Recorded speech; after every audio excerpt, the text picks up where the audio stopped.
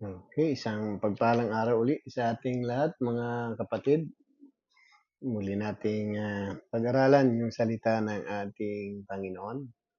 So, nasa episode 33 na po tayo. Medyo mahaba-haba na rin yung ating napag-usapan. So, nandito pa rin po tayo sa topic na kasalanan. Last meeting, pinag-usapan natin kung paano tayo nagkakasala at nakita natin na isang malimit na dahilan kung bakit tayo magkasala ay sa pamamagitan ng ating mga sinasalita, sa pamamagitan ng dila. Kaya nga maliwanag ang maraming pagkakataon na tayo nakakagawa ng kasalanan sa tuwing tayo ay nagsasalita. Kaya nga maraming pag-aaway, maraming kaguluhan, maraming pagkakagalit dahil lamang sa salita at ginagamit ni Satan yung mga pananalita natin upang tayo ay makagawa ng kasalanan. So, maraming pagkakataon sa buhay natin na hindi natin naiingatan yung ating bibig, yung ating dila, hindi natin napipigilan. Kaya nga sa maliit na dila, nagiging sanhi ito minsan ng kamatayan ng ibang tao. At once na nangyayari sa atin yon ay tayo rin ay nakakagawa ng kasalanan sa ating kapwa. So, ano pa ba ang dahilan kung bakit tayo nagkakasala? So, muli, buksan natin ang ating banal na kasulatan at basahin natin. Sabi sa 1 John 3:4, ang bawat nagkakasala ay lumalabag sa kautusan ng Diyos sapagkat ang kasalanan ay paglabag sa kautusan. So, doon din pala nagmumula ang kasalanan natin sa paglabag sa kautusan ng Diyos. So, maraming kautusan. Kaya nga kung titingnan natin, maraming mga ordinansa, maging sa gobyerno, maraming sa trapiko, lahat yan may mga ordinansa, may mga kautusan dyan, na once na nilabag natin, tayo ay nagkakasala. Kapag tayo ay lumalabag sa mga pinagbabawal ng Diyos, tayo ay nagkakasala. Kaya kung hindi natin alam kung ano-ano yung mga kautusan niya, minsan hindi tayo aware na tayo pala nakakagawa na ng kasalanan. Kasi maliwanag ang kasalanan ay paglabag sa kautusan ng Diyos. So, bakit ang Diyos ang nagbigay sa atin ng kautusan? So, mapansin natin, siya yung superior natin, siya yung Diyos natin, siya nakakalam ng mabuti, siya rin nakakalam ng masama. Kaya nga sa atin, minsan hindi tayo aware na yung mga ginagawa pala natin, labag sa kautusan ng ating Diyos. At kung titingnan natin, once na tayo nagkasala, ang Diyos din ang magpaparusa sa mga taong makasalanan. Subalit kung tayo mapapatawad din sa kasalanan, o mapapatawad ang kasalanan din, ang Diyos din ang siyang magbibigay sa atin ng kapatawaran. Kaya nga dito sa ating pinag-aaralan na banal na kasulatan, maliwanag ang sinasabi ng banal na kasulatan, sabi sa Biblia, kung tayo ay lumalabag sa kautusan ng Diyos, tayo ay nagkakasala sapagkat ang kasalanan ay paglabag sa kautusan. So, minsan alam natin at minaririnig tayo na kalimitan naririnig natin na nagsasabi, wala akong kasalanan kasi hindi naman ako maalis sa bahay. Wala naman akong ginagawang masama. Parang ganun yung naintindihan natin. Pero kung titingnan natin, ang Biblia ay maliwanag nagtuturo sa atin na mayroong dalawang klaseng kautusan o mayroong dalawang uri ng kautusan ng Diyos na nasusuway natin. Una, yung paglabag sa mga bagay na iniuutos niyang gawin natin. So, alam natin merong dalawang kautusan ng Diyos. Minsan, hindi natin alam na tayo pala ay lumalabag kasi hindi natin alam. Yung nagkakasala tayo sa dalawang pagkakataon. Una, yung sa sin of omission. Pangalawa, sin of commission. So, yung sin of omission ay ito yung mga bagay na ipinagagawa ng Diyos na hindi natin nagagawa. Kaya nga kung tayo ay hindi nag-aaral ng salita ng Diyos, akala natin wala tayong nalalabag na kautusan ng Diyos. Yung sin of commission naman, ito yung mga bagay na ipinagbabawal ng Diyos na ginagawa naman natin. At kapag nilabag natin ito, tayo ay nagkakasala. So maliwanag na ang tao ay hindi makaiwas sa paggawa ng kasalanan dahil meron siyang nalalabag na kautusan ng Diyos. So unahin natin yung sin of omission. Ano ba yung mga bagay na ipinagagawa ng ating Diyos para tayo ay makaiwas sa pagkakasala? So kung minsan di natin alam na kahit nasa bahay lang tayo, kahit wala tayong kasalamuha, o tayo parang nananahimik lang tayo sa bahay, alam na akala natin wala tayong nagagawang kasalanan. So may mahalagang utos ang Panginoon din sa atin para gawin natin upang hindi tayo makalabag sa Kanya at magkasala sa Kanya. So sabi ng Panginoon sa Matthew 22, verse 36 to 39, so ito po yung sinasabi. Yung mga nagtanong sa ating Panginoon nung siya ay nangangaral, sabi rito, Guro, alin po ba ang pinakamahalagang utos sa kautusan? Tanong niya. So, tinatanong ang Panginoon dito, kung ano yung pinakamahalagang utos. So, kung titingnan natin, may utos pala ang ating Diyos para sundin ng mga tao. Kaya nga tayo, pag inuutusan tayo ng magulang, and then hindi natin sinunod, tayo ay lumalabag sa Kanya at nagkakasala tayo. At nung maliit tayo, pag hindi tayo sumunod sa magulang, pinapalo tayo bilang parusa sa hindi natin pagsunod. So, ganito pala ang sinasabi ng Panginoon.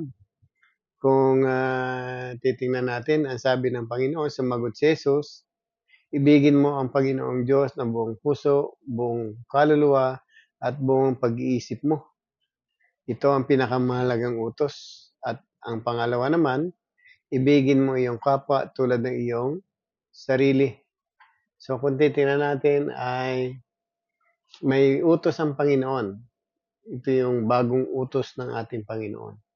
At itong kautusan na ito, sakop nito yung 10 utos ni Moses, yung 10 utos ng Diyos na ibinigay kay Moses. Kaya nga tinanong siya ng mga tao, Guro, alin po ba ang mahalagang utos sa kautusan? Kung titingnan natin, maraming iniuutos ang Diyos at maraming kautusan at mayroong ng 10 kautusan na ibinigay kay Moses na kung titingnan natin dito ay hindi ito pinalitan ng Diyos. Sa halip ay pinaiksi lang, parang ikinumpay lang sa 2 utos. Yung una, ang sabi, ibigin mo ang Panginoon mong Diyos ng buong puso, buong kaluluwa mo at buong pag-iisip mo. Kung titingnan natin, pag sinabi ng Panginoon sa atin na ibigin mo ang Diyos ng buong puso, ibig sabihin na para bang tinutukoy dito yung buong pagkatao mo, yung whole being mo. Dapat pala ang number 1 na gagawin mo, mahalin mo ang Panginoong Diyos. Sa atin, hindi natin alam kung mahal natin ng Diyos o hindi. Kasi nga, dahil sa hindi tayo nag-aaral ng salita ng Diyos, minsan hindi natin alam na kailangan pala natin ibigin ang Diyos ng buong puso, buong isip at buong kaluluwa. O buong pag-iisip. Kaya nga tayo minsan, kung bibigyan natin ng pagkakataon na pag-aralan ng Biblia at tatanungin natin yung sarili natin, tulad natin, tanungin natin sarili natin, paano ko ibigin ang Panginoong Diyos? Hindi ko naman siya nakikita. Di ba? At higit sa lahat, paano ko siya iparadama ko sa kanya yung pag-ibig? Kung meron ako ibibigay sa kanya, siguradong galing lahat sa kanya kasi siya naman nag-create ng lahat ng bagay. Paano ko ibigin ang Diyos na buong puso, buong kaluluwa at buong pag-iisip? Ang Panginoon din nagbigay sa atin ng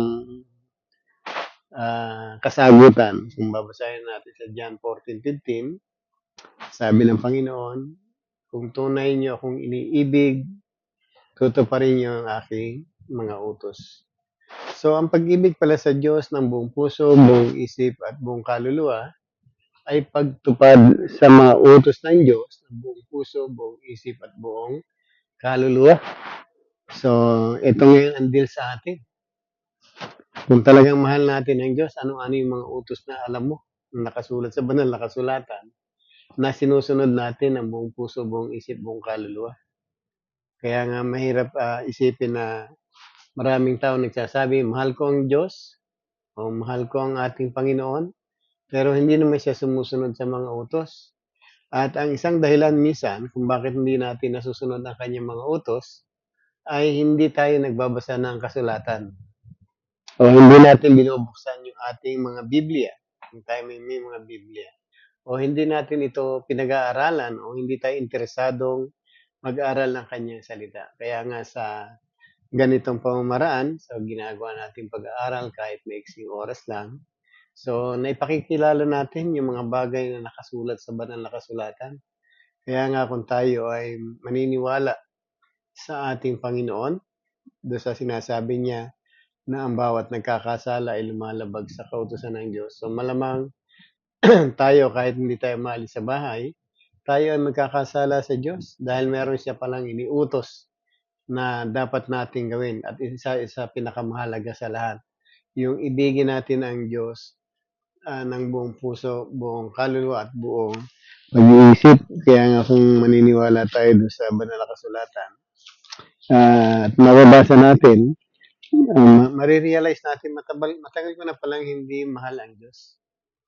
Dahil hindi ko alam kung nagasusunod ko o natutupad ko yung kanyang mga utos. Kasi sabi nga doon sa John 14:15, kung iniibig niyo ako, tutuparin niyo ang aking mga utos. Maliwanag yung sinasabi ng Panginoon na meron tayong dapat patunayan sa Kanya na mahal natin siya kung tinutupad natin ang mga utos niya. Ngayon, ang problema natin, hindi naman natin alam kung ano-ano yung mga iniuutos ng Panginoon.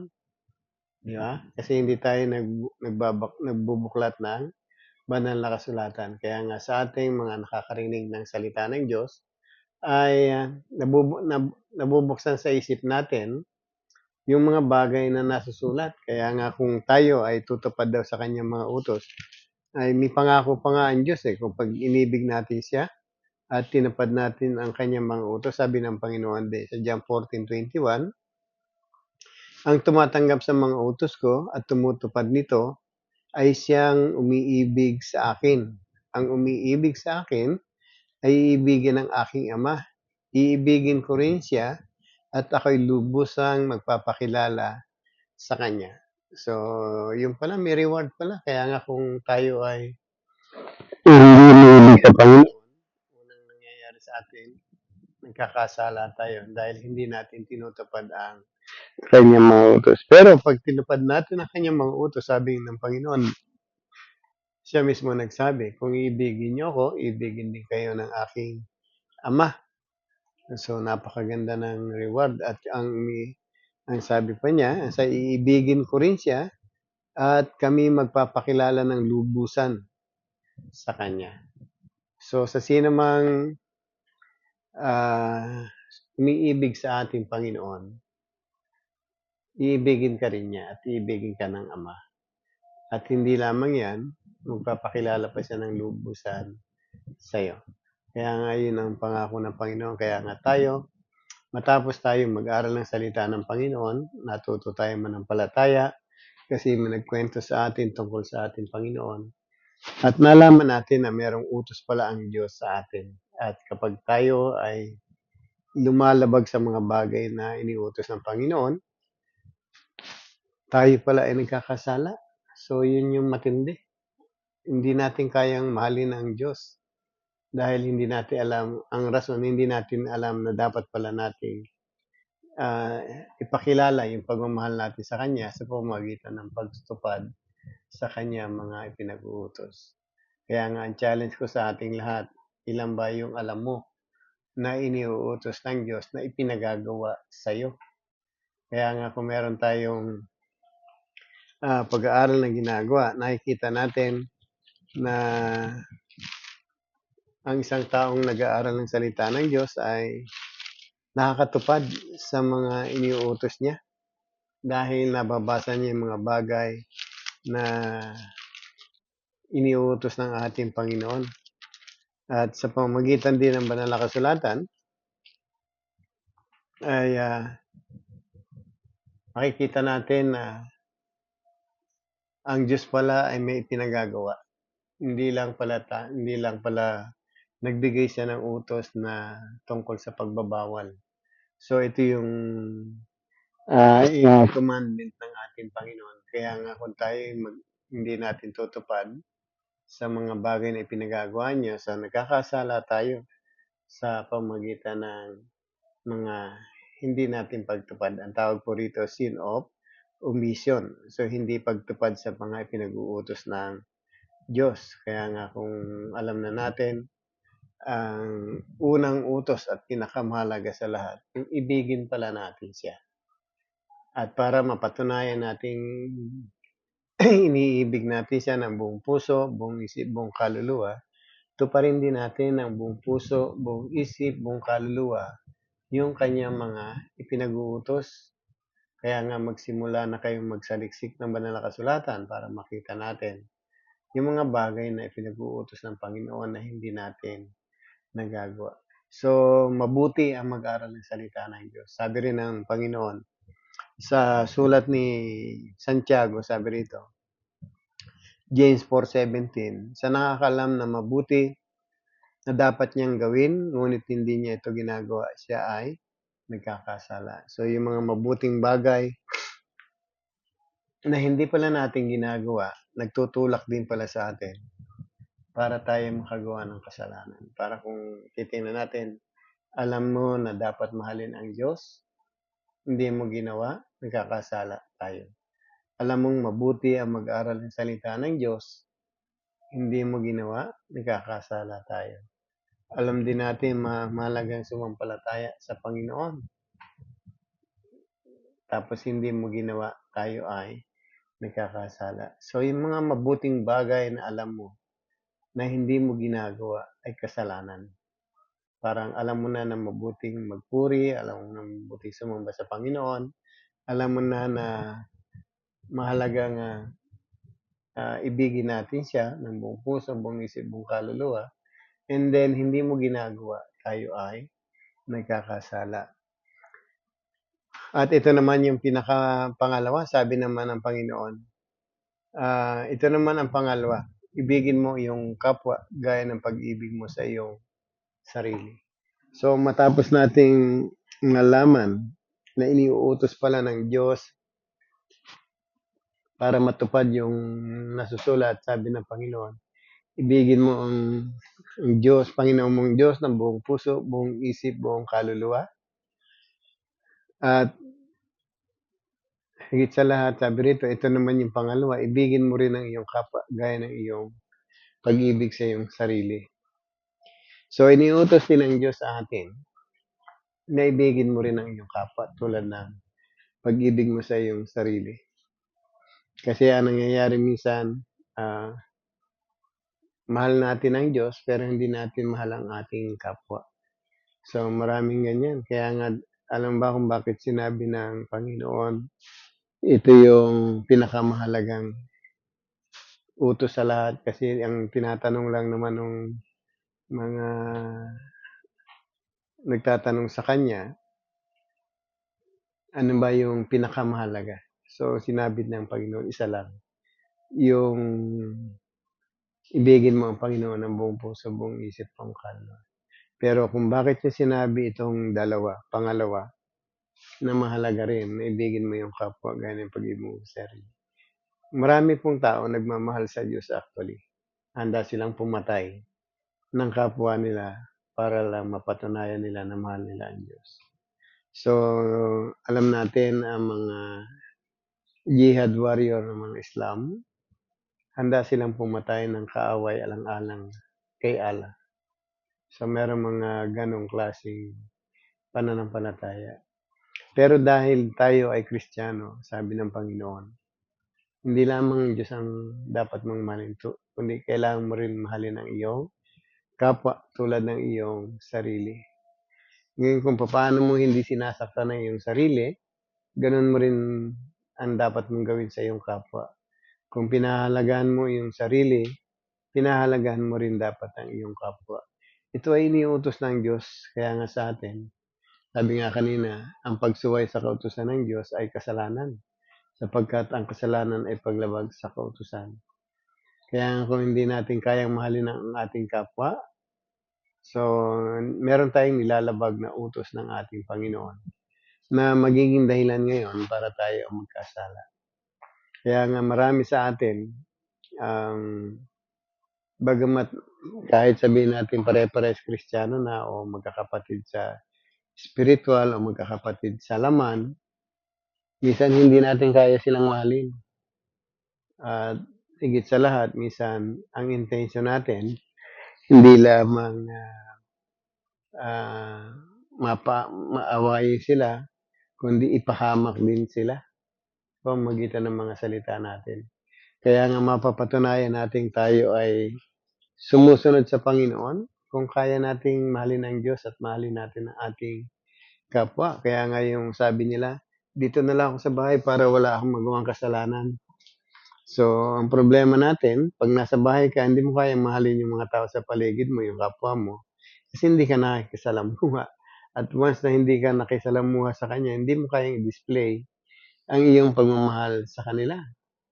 Tulad nating mga mananampalataya na o mga Kristiyano na tinatawag, kung paano natin inasam na magkaroon tayo ng kapatawaran sa kasalanan upang hindi tayo parusahan sa impyerno o mapahamak, sana ang intention din natin sa ating mga kapwa ay ganun din. Huwag din silang mapahamak at mapatawad din sila sa kasalanan. Kaya nga kung meron tayong the best na regalo sa kanila, yung turuan sila nga makakilala sa Panginoon at manampalataya sa Panginoon. So mahalaga na magkaroon sila ng kaligtasan. Kaya kung tayo ay may kaligtasan na at natanggap natin yung biyaya ng Panginoon, so bilang tanda ng pagmamahal, ibahagi mo rin sa kanila ang Panginoon. Kung walang taong nagkakaroon ng interes sa Kanya, na ibang tao, dapat tayong malalapit sa Kanya o kanino man malalapit tayo sa ating kapwa. So tayong instrumento ng Panginoon para sila ay matuto na makasunod sa ating Panginoon at makaiwas sila sa kasalanan. Kaya nga sa ating mga Kristiyano, dapat di natin kaaway ang ating mga kapatid na mananampalataya. Kahit ibang pangalan nila, wag nating awayin. Kasi hindi naman mahalaga yung pangalan na daladala mo kung nangaaway ka naman ng iyong kapwa. So, pinamamahal sa atin ang ating kapwa. So, hindi para ipaaway sa atin, hindi para awayin natin o makipag-away tayo sa kanila. So, marami kasing instrumento ni si Satan para ikaw na Kristiyano ay magkasala rin upang awayin mo rin yung kapwa. Minsan ginagamit nila ni Satan yung dila natin, minsan dila ng iba, yung bibig ng iba, yung pananalita ng iba, para hindi mo mahalin ang iyong kapwa. Kaya nga sabi ni Kristo, ang pagmamahal sa kapwa na dapat mong i-display tulad ng pagmamahal mo sa iyong sarili. Kung ikaw ayaw mo na ikay mapahamak, ayaw mo ikay masaktan, so ganun din sana ang intention natin sa ating mga kapwa mananampalataya o sa ating kapwa. So nakita natin meron palang iniuutos ng Panginoon. At once na yung pinagagawa ng Diyos sa atin ay hindi natin ginawa, tayo po ay nagkakasala. Ito tawag po rito, sin of omission. Paglabag, hindi pagtupad sa mga ipinag-uutos ng Diyos. So nakita natin ang New Testament, ang Panginoon po, napakaraming iniuutos sa atin once na tayo naging Kristiyano na. Andiyan po yung Great Commission, andiyan po yung dapat nating sundin lalagit sa pamalakaya ng kaluluwa. So ang dami, marami po. At isa pang gusto kong i-share sa inyo yung isa sa pinagagawa rin ng Diyos para matupad natin ang kalooban ng Diyos sa langit. Alam niyo ba na merong ipinagagawa ang Diyos sa atin na iniuutos niya sa atin para hindi tayo mapahamak? Kaya nga sabi sa John 6:20-29, kaya't siya'y tinanong nila, "Ano po ang dapat naming gawin upang matupad ang ipinagagawa ng Diyos?" Sabi ng Panginoon, "Ito ang pinagagawa sa inyo ng Diyos. Sumampalataya kayo sa sinugo niya," sabi ni Jesus. So, isa rin pala iniutos ng Panginoon na tayo ay manampalataya. Inuutosan din pala tayo ng Diyos sa langit na manampalataya tayo. Kaya nga pag hindi po tayo nanampalataya sa ating Panginoon na sinugo niya, sino po ba ay sinugo ng Ama? Di ba yung kanyang anak na si Jesus? Kaya nga sa atin, kung tayo ay mananampalataya kay Jesus, hindi po tayo nagkakasala. At dapat mangyari sa atin kasi ito yung iniuutos ng Diyos. Sabi nga ng Panginoong Hesus, ito yung pinagagawa sa inyo ng Diyos. Sumampalataya kayo sa sinugo niya. Nung time na yan, siya ay nagkatawang tao at siya yung isinugo ng Ama para ipakilala ang Ama sa sanlibutan at tuparin yung kanyang mission para tubusin ang mga tao sa kasalanan sa pamamagitan ng kanyang kamatayan. Kaya nga pag hindi po tayo nanampalataya kay Jesus, so ibig sabihin, tayo po ay nagkakasala. Maraming tao nanampalataya kung kani-kanino. Merong nananampalataya kay Mama Mary, kay Paul, kay Peter, kay Joseph, kay Santo Niño, kay Buddha, o kung kani-kanino man. Kaya nga sa atin, ang Biblia po ay maliwanag na nagtuturo sa atin ng katotohanan. Kaya nga kung tayo po ay hindi mananampalataya, tayo po ay nagkakasala sa Diyos na nagbigay sa atin ng pagkakataon. Kaya nga doon sa John 3:16, sabing ganon, gayon na lamang ang pag-ibig ng Diyos sa sanlibutan, kaya binigay niya ang kanyang bugtong na anak, upang ang sino man sumampalataya sa kanya ay hindi mapahamak kundi magkaroon ng buhay na walang hanggan. So, intention ng Ama nang binigay sa atin yung anak upang sumampalataya tayo sa anak. Kaya nga kung tayo sumasampalataya sa anak, tayo po ay nakakasunod sa kalooban ng ating Panginoon. So, hindi natin sinusuway yung utos ng Diyos, kaya nga ang kasalanan ay paglabag sa kautusan ng Diyos. Kaya nga sa atin, ang question is, tayo ba talagang sumasampalataya sa Panginoon? Tayo ba ay sumusunod sa Panginoon? Kaya pag sinabing sumasampalataya, may kasama pong pagsunod yan doon sa ating Panginoon. Pag sinabi kasing Panginoon, ito yung boss natin, ito yung superior natin. Kung merong pinagagawa superior natin, talagang bilang tauhan, bilang empleyado, lagi tayo sumusunod kasi kinikilala natin siya yung ating superior, siya yung ating manager, siya yung ating owner. So, sumusunod tayo kaagad-agad kasi kilala natin yung nag-utos sa atin na mas mataas kaysa sa atin. Dito ang iniutos ng Panginoon, ng Diyos mismo, sumampalataya tayo sa ating Panginoong Hesus. Kaya nga kung si Jesus ginagawa natin Panginoon sa buhay natin, sa pagsampalataya natin, kasama doon yung pagsunod sa mga iniuutos niya. Kung hindi natin sinunod ang Ama, hindi tayo nanampalataya sa anak, so tayo po ay siguradong may kapahamakan. Kasi sabi sa John 3:16, ang purpose ng pagkasubo niya sa kanyang bugtong na anak upang hindi tayo mapahamak. Ibig sabihin, upang hindi tayo maparusahan, kundi magkaroon ng buhay na walang hanggan. So, isang malaking kasalanan pala ang hindi ka manampalataya sa isinugo niya.